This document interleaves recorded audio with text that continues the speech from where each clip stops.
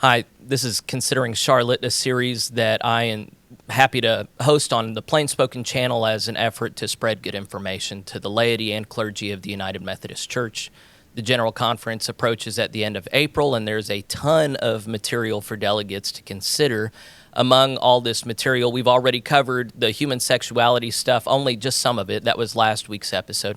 This week, we're covering the revised social principles, and this is something that a lot of people already know what it is. Some people kind of have a hint, but this is a phenomenon that really began in earnest in my eyes in 1908 with the Social Creed. Methodists have always looked to the foundations, with John Wesley and the early Methodists being very concerned about the plight of the poor and the ways in which they organized to be of benefit to the least of these. But it was in 1908 with the adoption of the Social Creed that Methodists really began a series of public statements that, once upon a time, were published in national newspapers. The Methodists took a stand on this issue or that. They've had, since the start of the United Methodist Church as a denomination, the social principles have been a big force of unity and contention. They've been augmented almost every quadrennium since their foundation. And it was decided at the General Conference of 2012 that they needed to be revised to be more succinct, more biblically based or connected, and then also more global in nature. And so they met for 8 years, a task force under the General Council on Finance. No, not on finance. Church and Society is that one.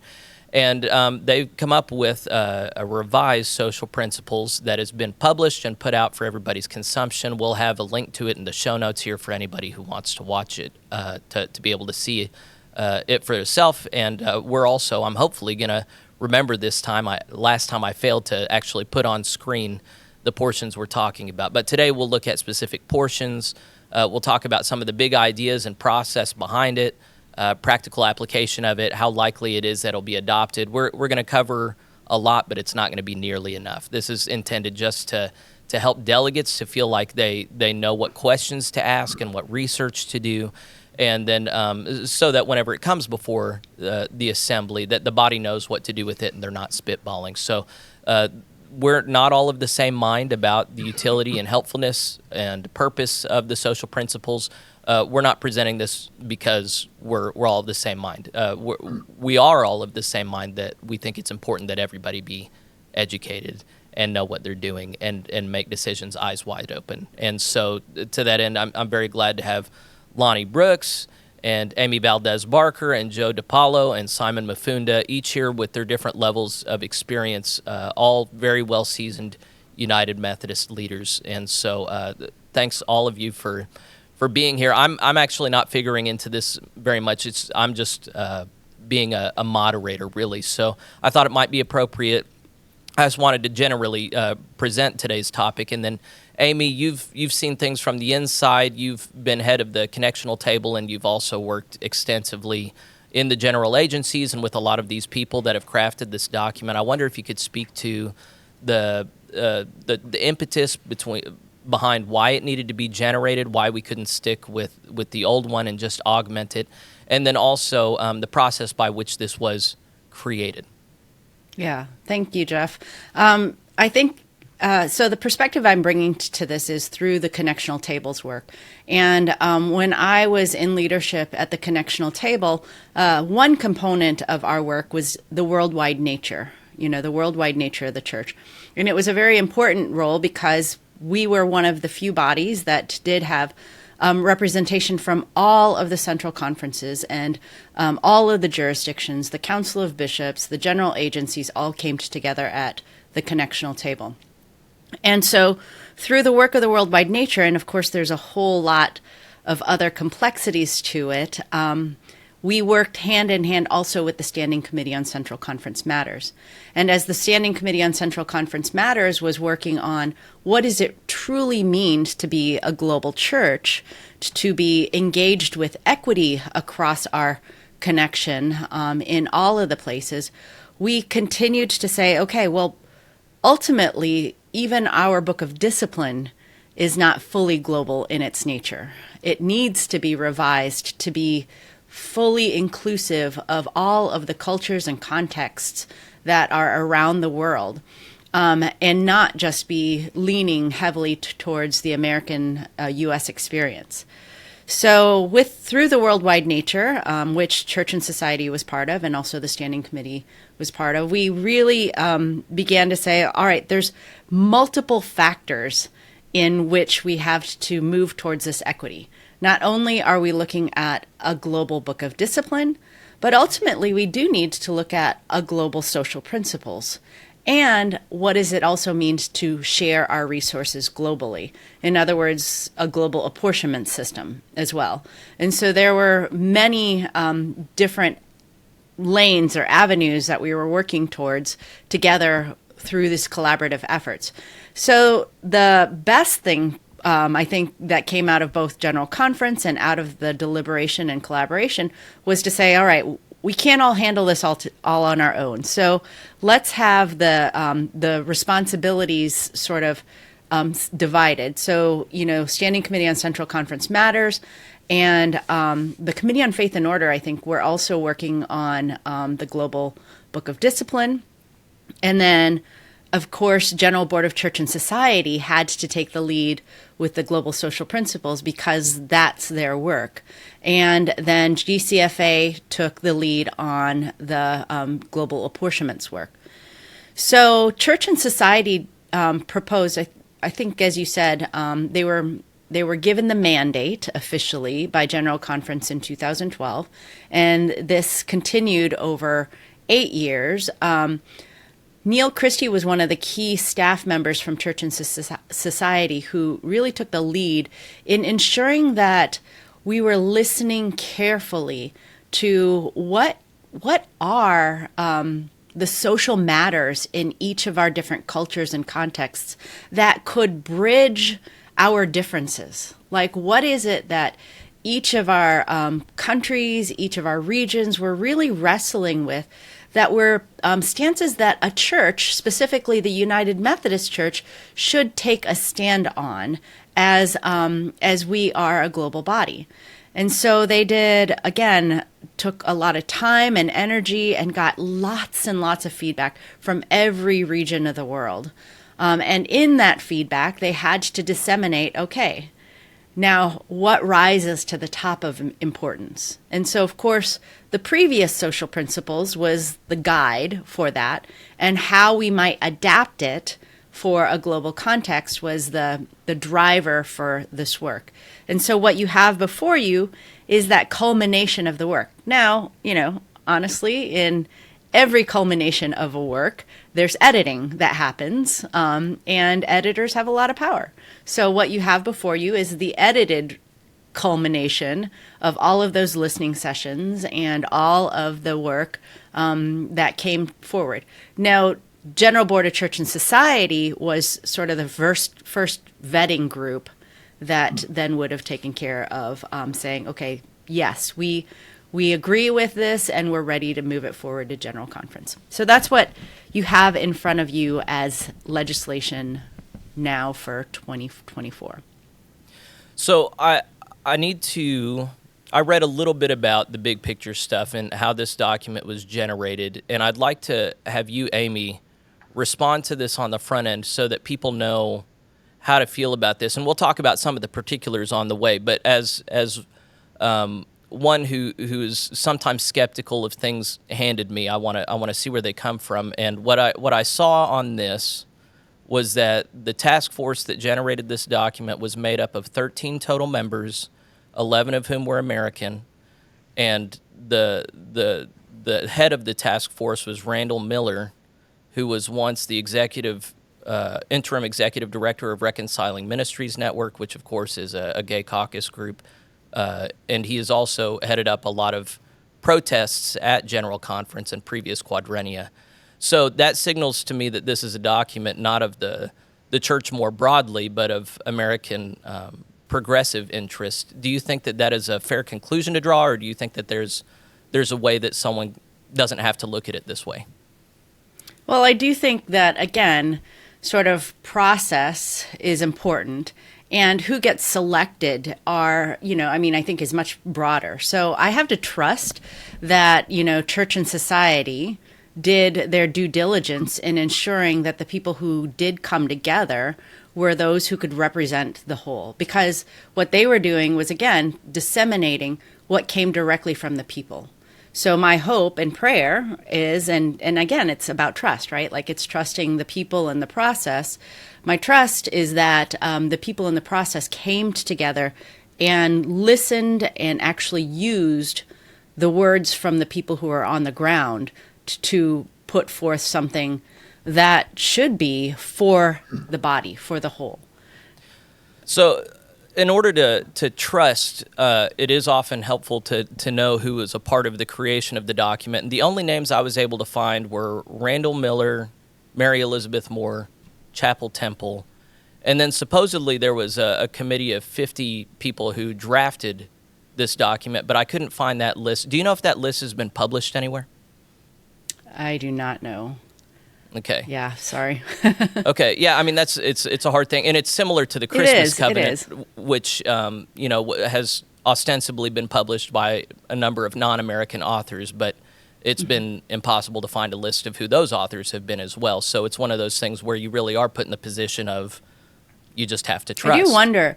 Yeah, well, and I do wonder if Church and Society has that, or willing to give that. I have not pursued that, so I would definitely turn to the colleagues over there and ask them directly, is that list publishable? Because I think it should be. I agree. Well, so I knew we needed to speak to Simon. He's the lone representative of non-American interests in this group, and the explanation, one of the explanations given for doing this was a concern for creating a global document. And so I saw an article talking about the ways in which these social principles, the revised social principles, address global issues that the previous social principles couldn't have for some reason. And the list it gave was, and then I'm going to turn to Simon and ask about how much this will satisfy African interests in particular. In the community and creation section, the writing and editorial teams added language about indigenous peoples in the sections environmental racism, food justice, and affirming science and traditional wisdom. In the political community section, there was new language on extrajudicial killings, as added because it speaks to contexts where political acts are practiced by governments, including but not limited to the Philippines. So my understanding is there that they've just been summarily killing drug dealers. I didn't mean to giggle at that, but it's a different situation there. The writing team also added a new section called Colonialism, Neocolonialism, and Their Consequences based on conversations with Africa and the Philippines. And then in the economic community section, feedback from the communities on the African continent, the Philippines, and Eurasia urged adding new language in poverty and income inequality that rejected the prosperity gospel teaching that the accumulation of wealth was a sign of God's favor. And then the last one I had was in the social community section. Language was included on inheritance rights and widows, as African United Methodists expressed concern about denying inheritance rights for vulnerable women, children, and grandchildren upon death of a husband. So before we turn to Simon, actually, Amy, could you speak to, I've been leaning on you real heavily, I'm sorry. Is there a reason why these things could not have been added to the current social principles rather than creating an entirely new document? I think that they went into it to say, what do we have, right? Like, to assess the whole. And so that's where they started. They didn't say, what do we need to add? Mm-hmm. They started with, what do we have, and is it really global? And so starting with this is what we have, it gave every region of the world an opportunity to say, yeah, that really does address matters in our context. Yeah, this does, or this doesn't. And as you'll see, there's not a whole lot that's deleted, right? It's primarily added to. And so I think on the one hand, by doing it this way was to sort of take away assumptions, assuming that what we had was good enough for everyone already. And so I think by bringing the way it was to everybody was to say, does this really make sense for your culture, your context? So I think moving it as a whole was more valuable than sort of picking and choosing what needs to be added to or what needs to be deleted. Okay. Simon, I'm sure you were able to hear some of those segments of additional parts that were authored with a non-American context in mind. Perhaps you could speak for a couple minutes about, do you agree that the original social principles really was too focused on an American context, that a new document was needed, and that it does adequately and better address a non-American context? Thank you, Jeffrey, and I appreciate Amy for leading us and all those insights. To begin with, you have already touched on some areas that I wanted to just touch on a little bit, where we are coming from, and we have been raising voices about some of the issues before we even go into the details of, the global issues that we wanted to tackle. I agree with you that there are issues that are, US centric. There are issues that we really wanted to become more global. That's why there was the effort to even do the general or the global book of discipline, which would really show the more global nature of the denomination. And I was privileged to be a member of the Standing Committee of Central Conference Matters, tasked to do part of the book of the general book of discipline or the global book of discipline. But our concern from the African perspective or Central Conference's perspective, like I said, you've already touched on it, that Africa contributes about 42% of the membership of the denomination. But if you go down to the General Board on Church and Society, representation, we are on like 3%. And we don't go back to what we have already alluded to, that I think Amy touched on it, that, when it comes to editing, editors have got some powers that they have that we cannot control. And you then point at issues like the task team, its composition, who was leading the task team. We also raised those issues. Randall Miller was a leader. He's a member of the Reconciling Ministries. And at the end of the day, it was kind of skewed to the American progressives. And that has an impact on the amount of trust we put on the outcome of what we are trying to do. Then if you go back to the African setup, I was also privileged to attend some of the conversations on the new social principles. They had some questionnaires that they came with, and I'm sure they were made in a way that they would avoid areas that they knew were sensitive in particular geographical setups.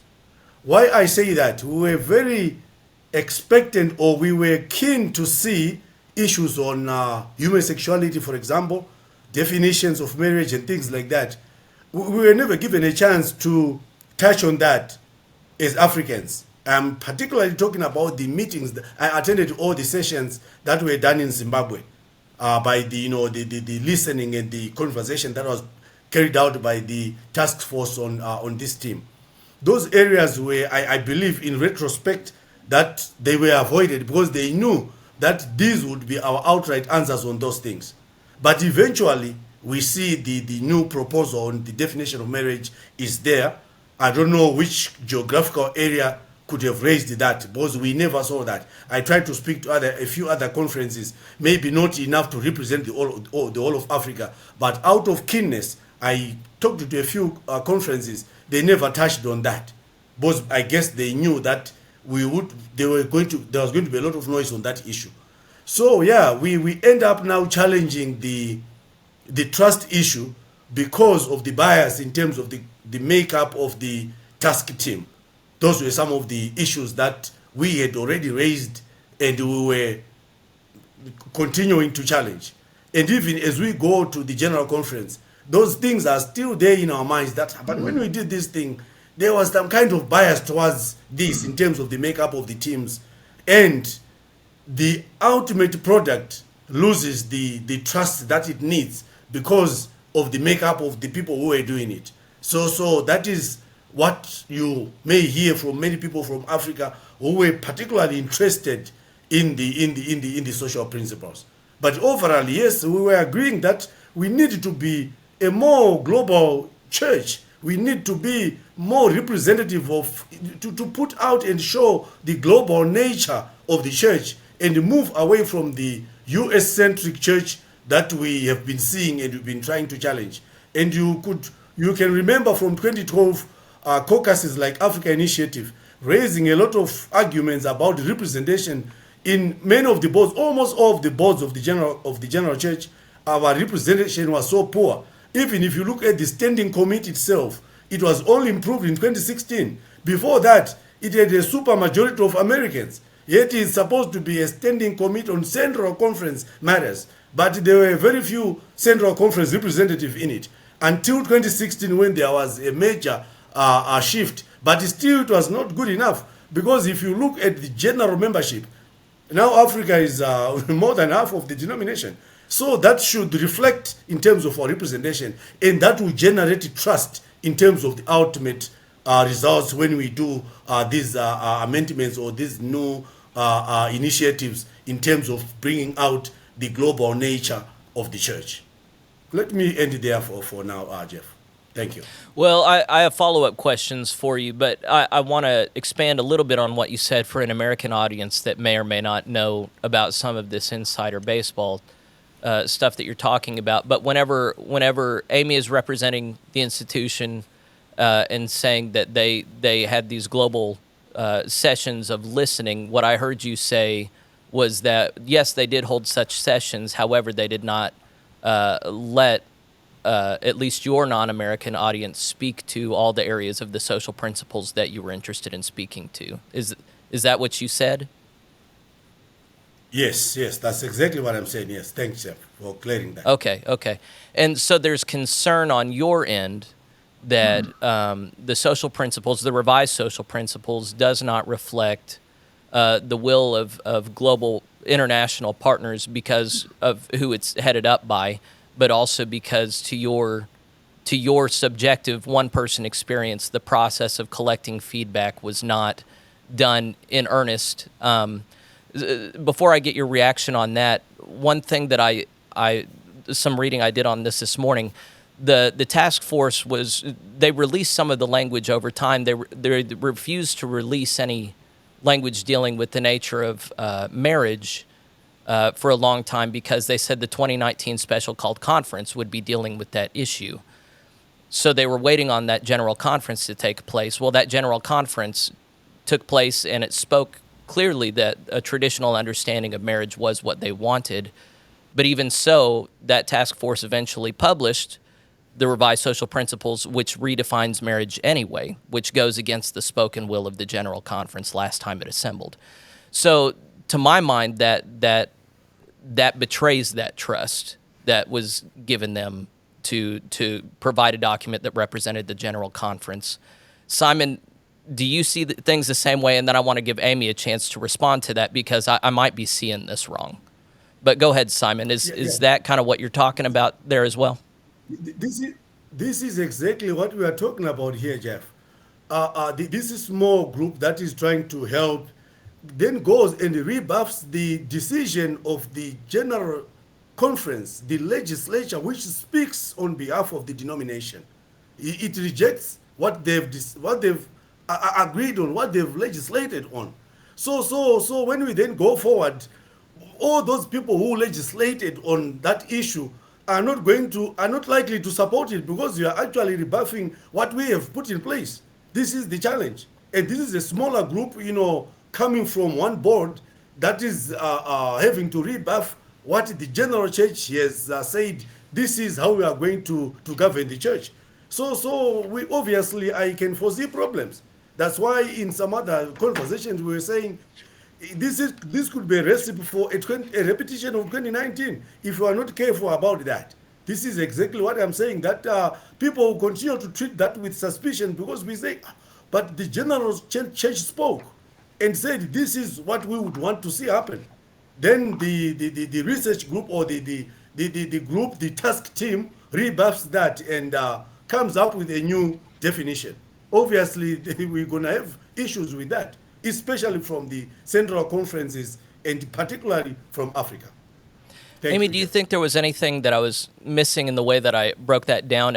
Maybe I'm being uncharitable, or maybe there's other ameliorating factors that would help people look more charitably on what was submitted. I really honestly can't speak to any of that. I Okay. did not follow Yeah, where it went. I hear you. I hear you.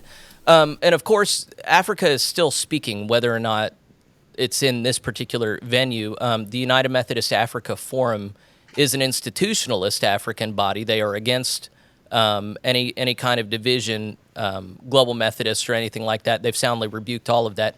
But even they, as they've gotten together and they want to walk hand in hand with American interests, they've said that when these social principles are presented, they are going to submit an amendment to go back to the traditionalist definition of marriage. So they've done that partly also to, it's my understanding, to save face. They want to, their detractors want to characterize them as being liberal, and they're saying, no, we're not liberal. We want to change the revised social principles to reflect our traditionalist ethics whenever it comes to those things. Simon, before we moved on from you, I wanted you to speak to the team that crafted this document. You've already spoken to the information gathering sessions, but are you aware of anyone in Africa that was on this team of 50 that created this document? I'm sorry, Jeff. I cannot remember all the members, but I think there was one member from DRC Congo, a French-speaking person. But I didn't take the time to go back again and just check the representation there. I could not do that, but I remember there was a French-speaking person from Congo on those who came to Zimbabwe. Okay. So and I don't think that News would lie or anything, but it was widely reported that there were many authors that were not American that were a part of that team of 50 that drafted it. So I just thought it would be good to have you vouch for, yes, there were American or African authors that were a part of it. I knew we needed to turn to Lonnie because he had some critiques of presenting this legislation that I think need to be heard. But also I want to acknowledge my viewpoint has clearly come through on this, and I'm not in favor. So perhaps, Joe, maybe you can help spin this a little bit differently and provide a charitable outlook for, we've already heard Amy's explanation that I think is compelling, that it was crafted in American context with an American voice. It needed a complete redrafting in order to speak to a more global context. Joe, do you think you could speak to the utility of having social principles at all? Why you're proud to belong to a tradition that has social principles and takes seriously its social witness like this?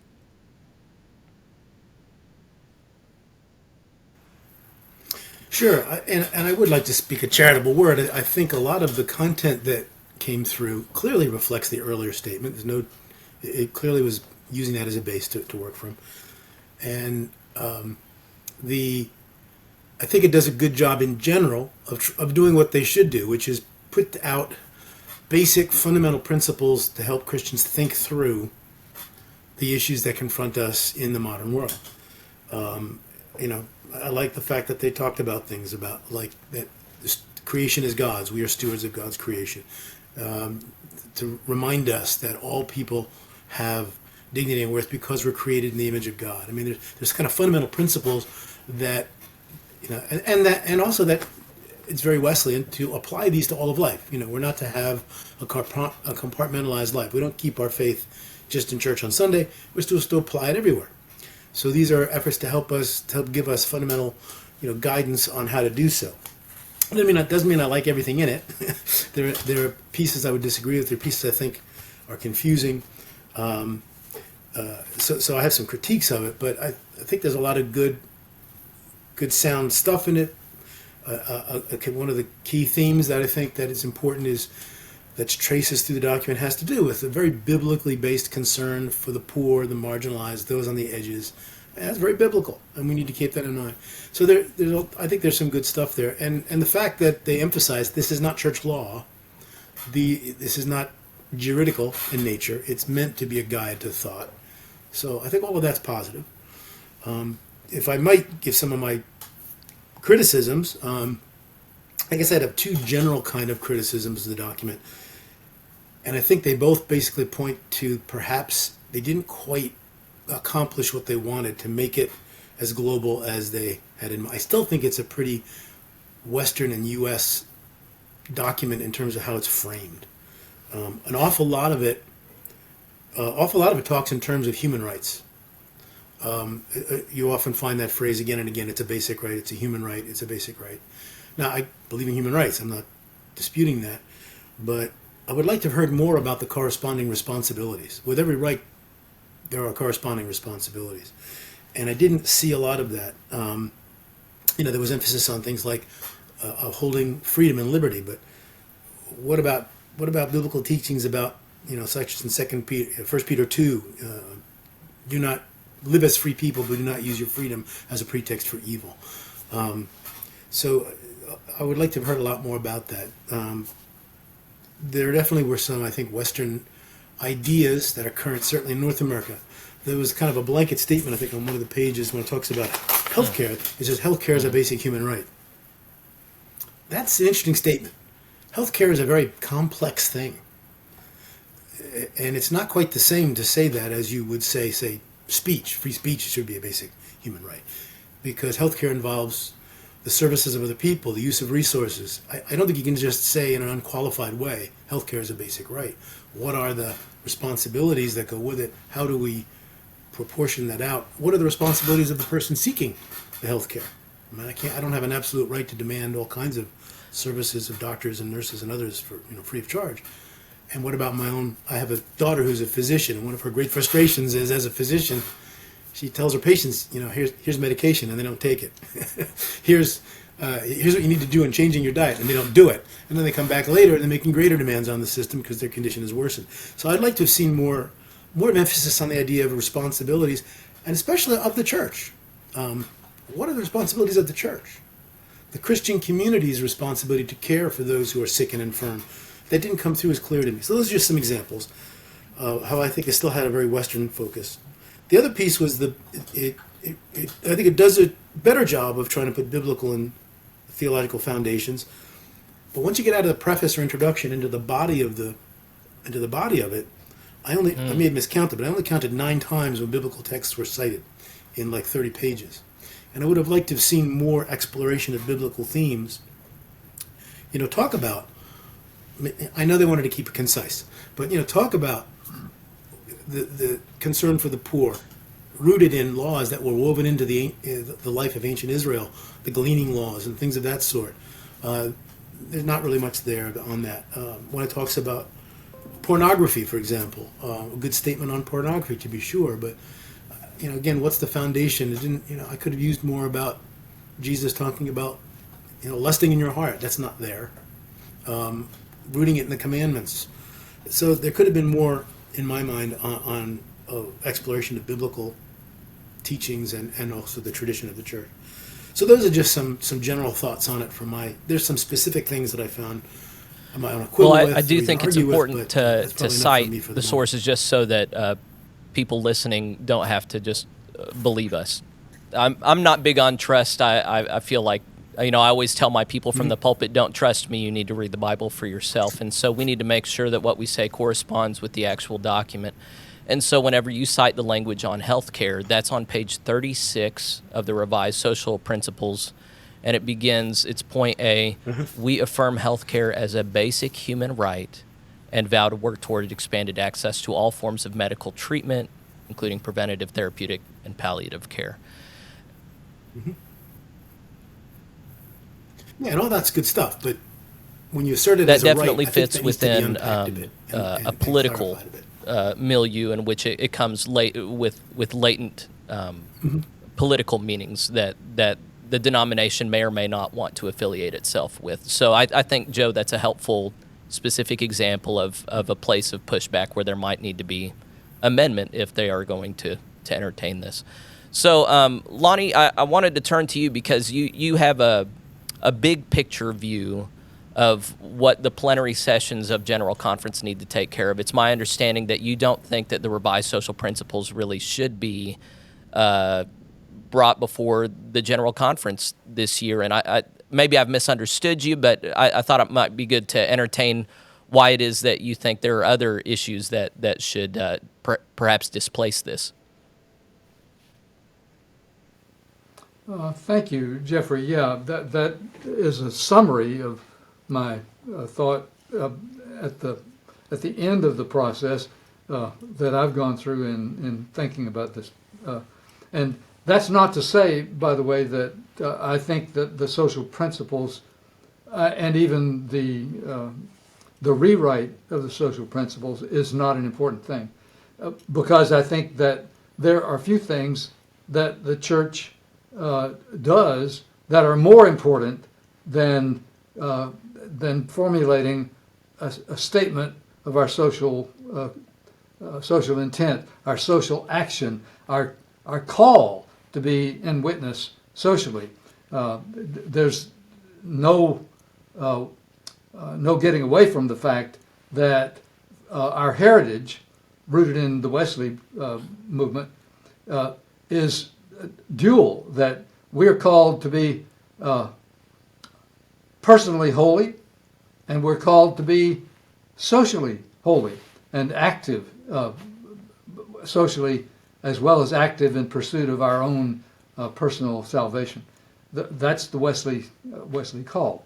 So the social principles are important as a guide to our living out that call to be in witness socially. However, as we're told in many places, if not the least in the book of Ecclesiastes, there's a time for everything under heaven. And in my judgment, the time for taking up this proposal for a total rewrite of our social principles is not now. It's not going to be at this General Conference, because as New York Times reporter, what's her name? Ruth Graham said about the current state of the United Methodist Church and the separation that is afoot.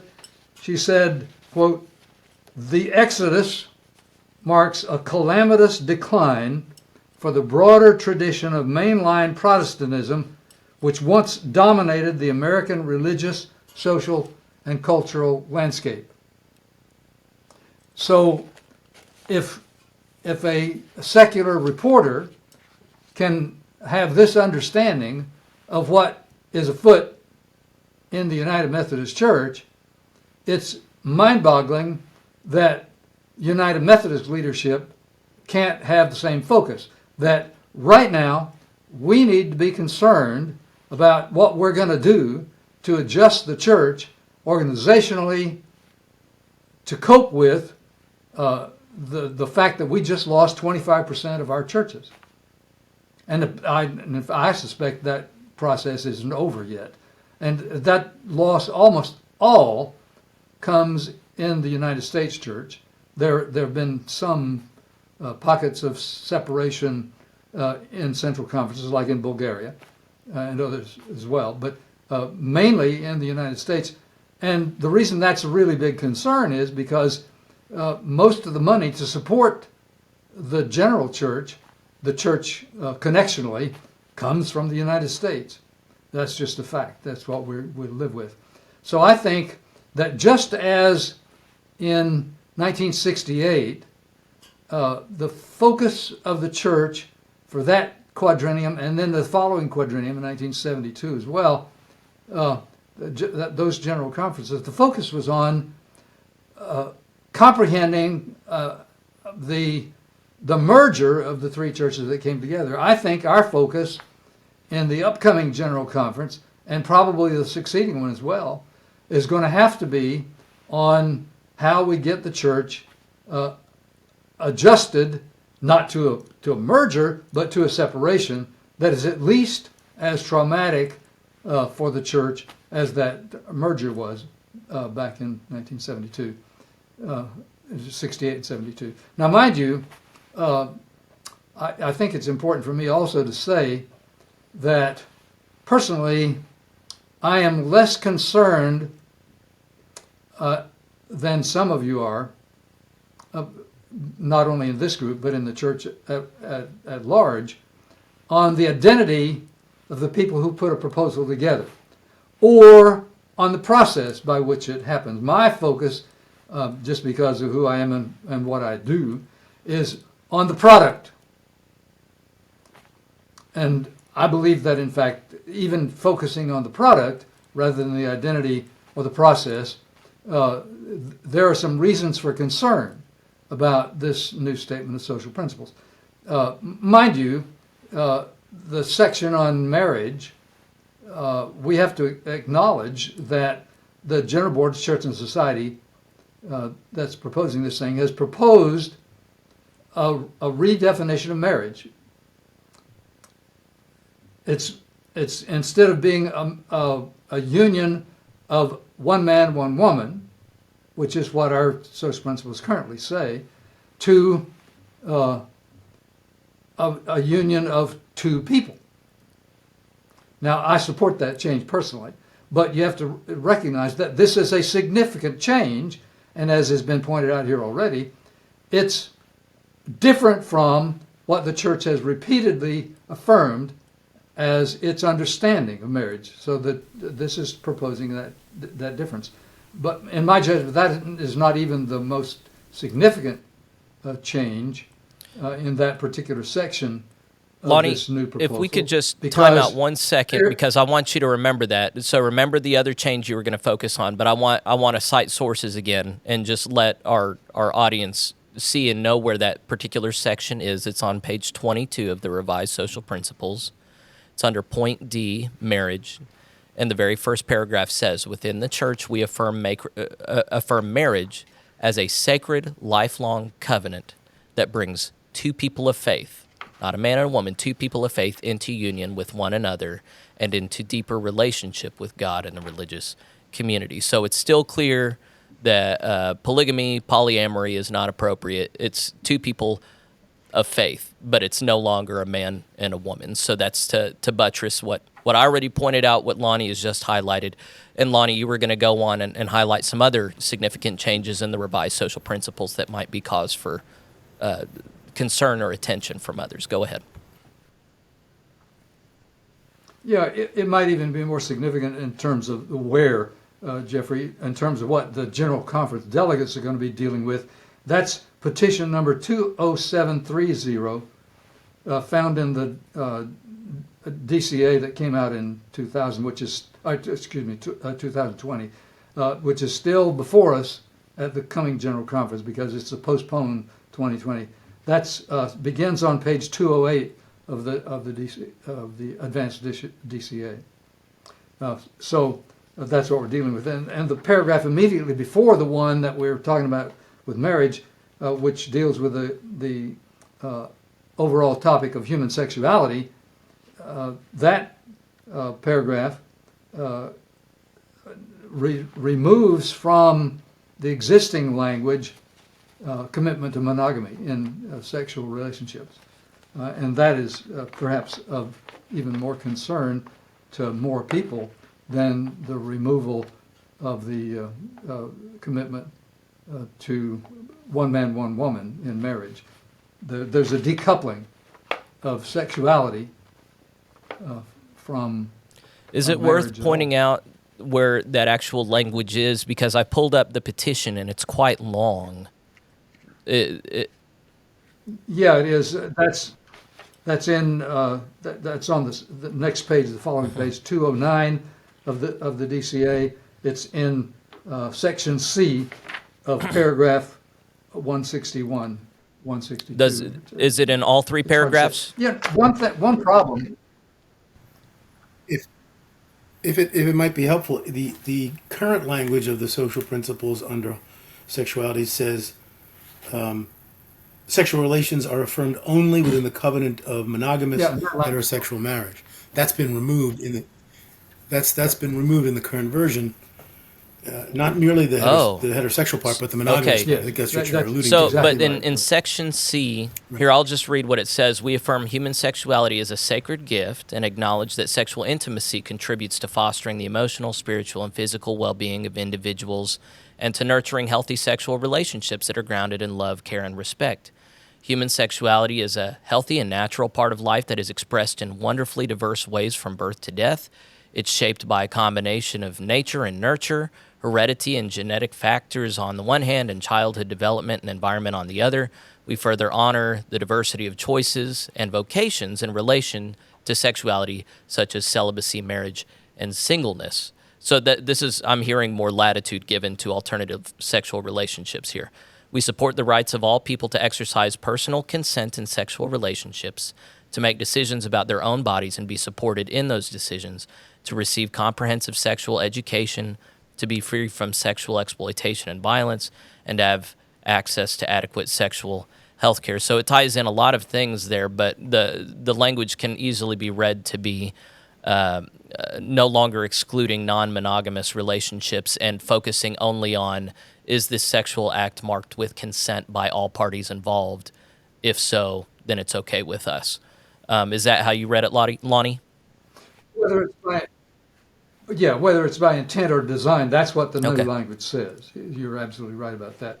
And one of my biggest problems with the presentation of this new document to us is that classically, when we propose a change in our book of discipline, and this is part of the book of discipline, by the way, so we're talking about a change in the book of discipline here, we present the proposal in such a way that a reader can see what the old language was, what the new language is, and clearly understand what the change is that's being proposed. That is not done here. All we're given is a proposal that says, throw away the old, replace it with the new. And the subtext there that's not spoken or not written anywhere is that you can find out what the changes are, but you have to dig it out. We're not going to spoon feed it for you. I don't like that myself. Surely that's not exactly how the institution would want people to receive that messaging. I'm trying to think of another way that they might submit that. Let me just sort of give thought to that, Please. what Lonnie was saying, because I think, again, the hard part is that it's so much, right? Like there's so much language in there that, again, having to put it in an official document and both do the old against the new, is multiplying factors, and not only just multiplying factors on the amount of trees that we kill in doing this, but also the fact that it cost money to translate all, because the ADCA has to be translated into every single official language that is in front of the General Conference. So in addition to that, having to put the old against the new is very costly. So I get it. I know where Lonnie's coming from in that, but on the other side of the of the coin, what do we need to do? And it puts a lot of onus back on the delegates to General Conference, right? That means they have to do the work. It's not just spoon-fed. And, this is a lot of reading. They have to do the work to look at what was and what is before them at this moment. And it's not easy. Can I go back to what Lonnie, can I say something around what Lonnie was sharing? I agree with the premise of where Lonnie was going with, in the sense that we have so much in front of us as a denomination with all that is before us. And there are a few of us who have been in the circles of the inside that have said, you know what, it is time for us to just call a timeout, a complete timeout, and do a full constitutional conference. That means, as a full constitutional conference, we sort of not throw everything out, but set everything aside and say, what are we going to be as a church who seeks to be faithful globally and also live with all of our differences and find a way to do that with honesty, integrity, and grace in a way that does build trust. Because as you've just heard from this podcast alone, trust is fractured in our denomination, and we've all experienced trauma in what's been happening in the Methodist Church. And so maybe General Conference needs to look very, very different, and delegates, faithful delegates need to reflect that and say, we can't go on doing business as usual in this way. We need a full time out, because financially, we're not going to be able to afford it. Relationally, we can't continue to be in relationship when this fractured trust is happening across the world. We've got to find a new way of saying the doctrine of the United Methodist Church is going to look different. And I vote for, 15 to 20 page book of discipline moving forward. But, that's just me, the polity geek. Well, it remains to be seen. By the way, ahead, Lonnie. I need to say, when Amy talks about trust, she's the expert. She wrote the book Trust by Design. If you haven't read that, you need to. Well, Amy, how much does your analysis in that book figure into these conversations here? Is there wisdom from that book so far as institutional trust that you would offer here in a synoptic form or a synthesized, abbreviated form? Yeah, I wrote the book as the executive of CT, as the connectional table executive. And my bemoaning was the fact that there was very little trust across the conference or across the denomination. And I think as people of faith, our first and foremost responsibility is to trust God and trust one another. And in and of that, because we trust God and trust one another, we bring people to faith and we bring people into that relationship because we are ourselves trustworthy. And, trustworthiness, it's tricky. And I bemoan the fact that a lot of other institutions like businesses, governments, other institutions spend a lot of time and energy around trust, but the church does not. And so for me, the call and the request is that every church, every part of the church needs to be institutes of practicing trust in everything that we do. Now, I get it. It's very complex, but how are we going to be the body of Christ if we can't trust one another? It's such an interesting concept, and we can move along, but this feels like it's so important in the deliberations of the General Conference. And I find myself, I of course am one who left because I don't trust those in authority anymore because of reasons that we've heard just a few here, we've entrusted people to act on the behest of the General Conference, and then when they bring things back to us, it doesn't reflect what we gave them. What I hear you saying is, well, you should just trust that we're operating in your and I don't think that's what you're saying, but what's the difference between what I'm hearing and what you're saying? Like, yeah, it looks pretty obvious that we just did what we wanted, even though you said you wanted the opposite, but you're just going to have to trust us that we know what we're doing and you need to follow us. I don't think that's what you're saying, but what's the difference between what I'm hearing and what you're saying? Well, I think that it's very nuanced, and that, when you have to sort of lean into, well, are people actually coming with good faith into these roles that they've been elected to and that they've been called forth to do? Are they giving their best and offering their best as prayerfully as God has offered it to them? It's a calling, right? But we're also human. And so in our humanity, we make mistakes and we fail. So how do we keep reaching across that? Have we done all that we can to continue to reach across those barriers of mistrust? And what would it take for you, right? You've already made your decision, but what would it take for you and for others to continue to build that bridge? Because in my opinion, I don't think God wants us to break away from one another. I think God wants us to continue to lean into one another. Yeah. Nobody believes that God wants us to break apart. the reason that they did. And I think institutional integrity depends on an acknowledgement of this in some capacity. It's that there was a flagrant, well, maybe that's not a helpful way to characterize it, but there was a refusal to enact the will of the General Conference or submit to the will of the General Conference with respect to human sexuality, that whenever there was just so I don't think anyone disagrees on the basics of what happened. I think we just disagree on whether it was right to have ecclesiastical disobedience. But whenever you have ecclesiastical disobedience and you have large factions saying we're not going to abide, then it's strange to me to bemoan at that point that there's a loss of institutional trust whenever the institution doesn't seem to be able to enact the will of the General Conference anymore. And that's not to be argumentative, but it's to say I'm very concerned if the General Conference is coming together this next year and denominational officials are saying, hey, don't you trust us, you should trust us. That seems a bit tone deaf from the last few years. Yeah. Go ahead.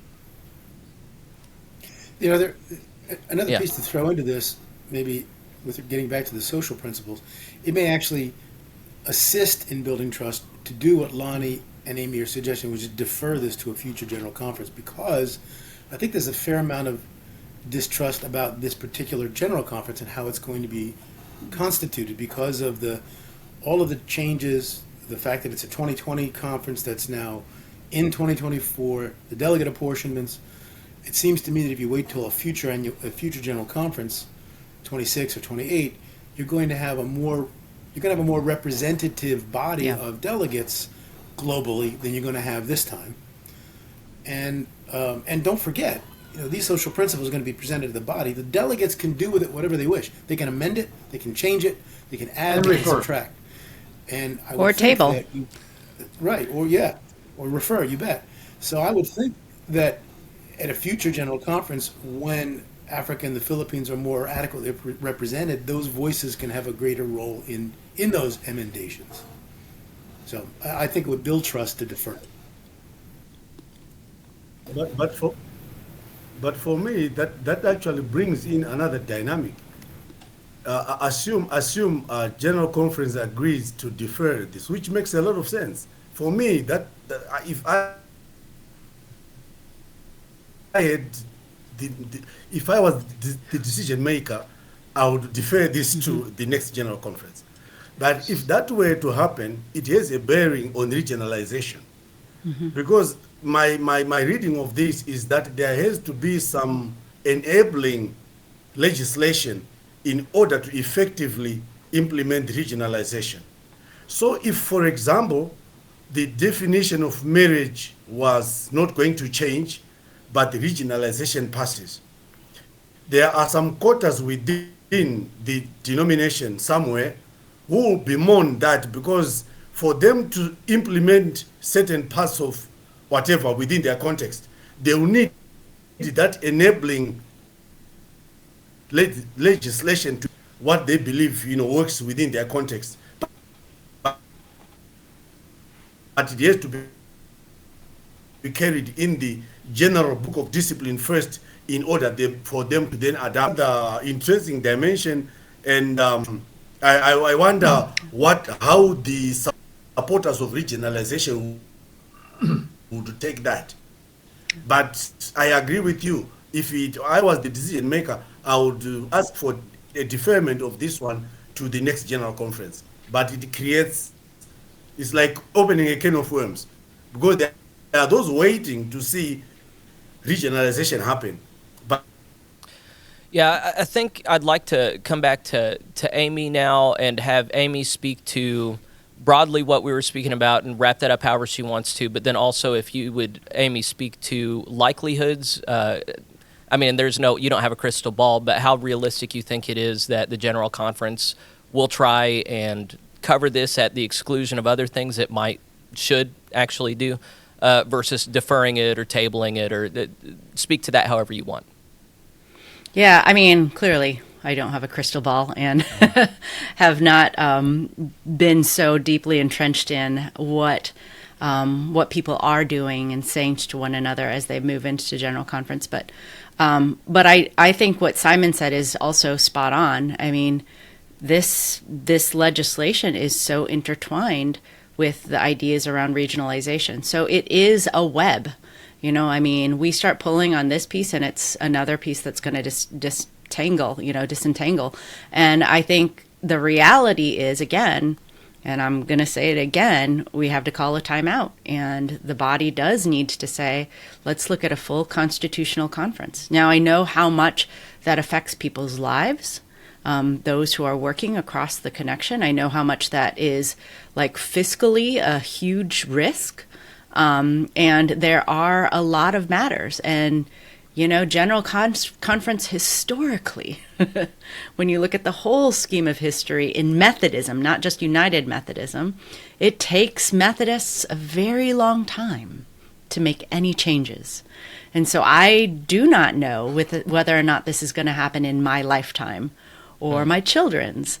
But by God's grace, I do think that the spirit of Methodism and our Wesleyan heritage needs to continue to carry forward.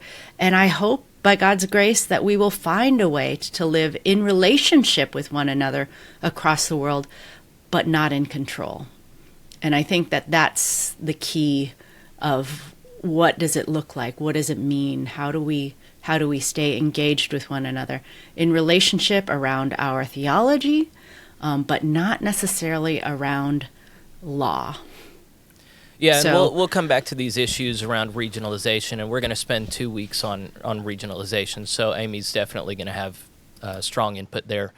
Simon's connectivity is out, but Lonnie and Joe, you're still with us, so perhaps we're in the wrap-up phase now, but if you guys, if either of you have particular portions of the revised social principles that you wanted to make sure we drew attention to, or if you want to give any closing analysis on what you anticipate the treatment of this legislation being in April. Let's see. Let's go to Joe first. Sure. I don't have the crystal ball. I don't know what they're going to do. I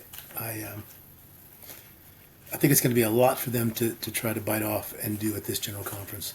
So I suspect there's certainly going to be an attempt to defer it. I hope that does occur. I would just say that there are things in it that require some more clarification. It's also the document that is, 4 years old now, and there have been a lot of changes in the issues that people are dealing with. So there are going to be things they have to look at, I think, and tweak and change. I'll give you one example. The term gender comes up in 2 places. It comes up on page... where was it? Page 28, and it's clearly in that case referring to women. It's referring to biological sex and that women should have full participation and opportunities in education and things of that sort. And later on, at the end of the document, on page I think 39, it uses the word gender again, and then there it seems to be talking about gender identities, but it doesn't really define the term. And of course, Say where that was again. What's that? Say where that was again. I think that was the very last page. I think it's 39, and it doesn't really address some of the things I think that have become hot issues since then, like gender reassignment surgeries and things of that sort. So, and those are things people I think are looking for guidance on also. But I think there's some lack of clarity on what they mean by gender in the document. That's just one example of something I think has to be clarified and maybe tweaked. And I think there's some others as well. But that's probably all I need to say. I think. Yeah, that was point I.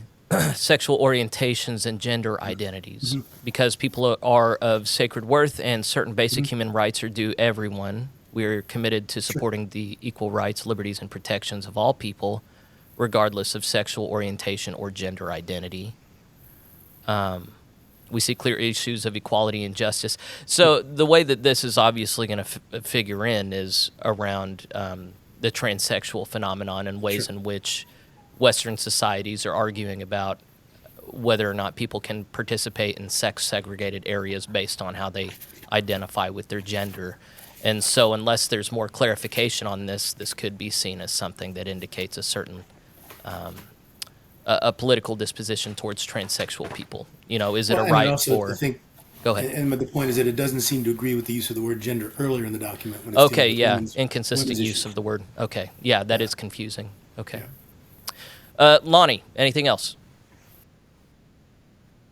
Yes, please.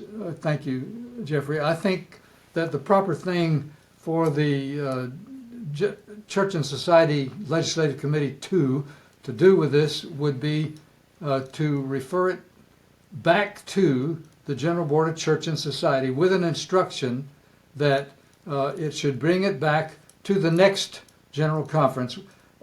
And that probably can't be the special session unless the Council of Bishops includes that piece in its call for the special session, because a special session can only deal with the issue that's presented by the Council of Bishops in the call. But in any case, the instruction needs to be that it bring this back to the next General Conference that's available for it to do that with a presentation that includes side-by-side clearly depicting what the changes are being made relative to the previous set of social principles. Hard to argue with that, although, as Amy said earlier, there are financial and logistical considerations that have to be made in doing that. But surely if it's a big deal, it's worth doing. So hopefully, maybe, Lonnie, you'll get your wish.